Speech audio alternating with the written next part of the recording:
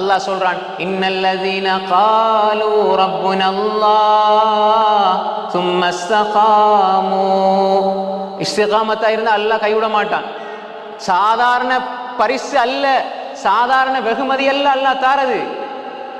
மரணப்படுக்கை வரை நீங்கள் மரணம் வரை இஸ்திகாமத்தா இருந்தா, மௌத்து வரை இஸ்திகாமத்தா இருந்தா, உங்களை வரவேற்க, உங்களோட மௌத்த, உங்களோட ஜனாசாக்கு, உங்களோட மரணிக்கிற அந்த வேலை அல்லாஹ் எப்படி சொல்றான் தெரியுமா?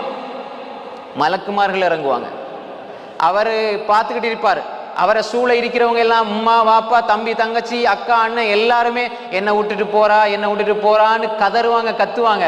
ஆனால் அவர் இருப்பார் வேற ஒரு உலகத்துல, இங்கதான் இருப்பார். அவர் பார்க்கிற காட்சி அல்லாஹ் சொல்றான், தத்தனஸ்ஸலு அலைஹிமுல் மலாயிகா, வானவர்கள் அவரை நோக்கி இறங்குவார்கள். இறங்கி அவர் மரணப்படுக்கையில் இருப்பார். அந்த நேரத்தில் வானவர்கள் சொல்லுவார்கள், அல்லா தஹாஃபு வலா தஹ்ஸனூ, நீங்க பயப்படாதீங்க, நீங்க கவலைப்படாதீங்க. வஅப்ஷிரு பில் ஜன்னத்தில்லதி குன்தும் துஅதூன், அல்லாஹ்வினால வாக்குறுதி அளிக்கப்பட்ட சொர்க்கத்தை கொண்டு, வாக்குறுதி அளிக்கப்பட்ட சொர்க்கத்தை கொண்டு நீங்கள் நன்மாராயம் பெற்றுக் கொள்ளுங்கள் என்று மலக்குமார்கள் சொல்லி உயிரை கைப்பற்றும் பொழுது எப்படி இருக்கும் அந்த மரணம்? அது பெருநாளாக இருக்கும். அது மரணம் அல்ல, மோமீன்களுக்கு முத்தகீன்களுக்கு பெருநாளாக இருக்கும். அன்புக்குரிய சகோதரர்களே, அப்படிப்பட்ட ஒரு இஸ்திகாமத் எங்களுக்கு தேவை.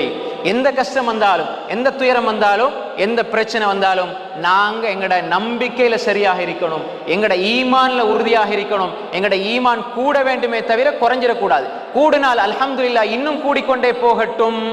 குறையுதுன்னு நீங்க நினைச்சா உடனே என்ன செய்யுங்க, சஹாபாக்குடைய வாழ்க்கையை பாருங்க. அதே மாதிரி அல்லாஹ்வை நெருங்கி துவா கேளுங்க, அல்லாஹ்விடத்துல துவா கேளுங்க. யா அல்லாஹ் என் உள்ளத்தை உறுதிப்படுத்தி, யா அல்லாஹ் இந்த சோதனைகளை சந்திக்கிறதுக்குரிய தைரியத்தை தந்திரியா அல்லாஹ், இதன் பொழுது உன் மீதுள்ள நம்பிக்கையை யா அல்லாஹ் அதிகப்படுத்தி யா அல்லாஹ் என்று சொல்லி நாங்கள் அல்லாஹ் இடத்துல கேட்டுக்கொண்டே இருக்க வேண்டும். அன்புக்குரிய சகோதரர்களே சகோதரிகளே, முதலாவது விஷயம் என்ன? கஷ்டங்கள்ல போது, துயரங்கள் வரும் பொழுது, பிரச்சனைகள் வரும் பொழுது என்ன செய்யணும்? முதலாவது என்ன? எங்களுடைய ஈமானை பலப்படுத்தி கொள்ள வேண்டும், ஈமான உறுதியாக வைத்துக் கொள்ள வேண்டும். இது ஒரு விஷயம்.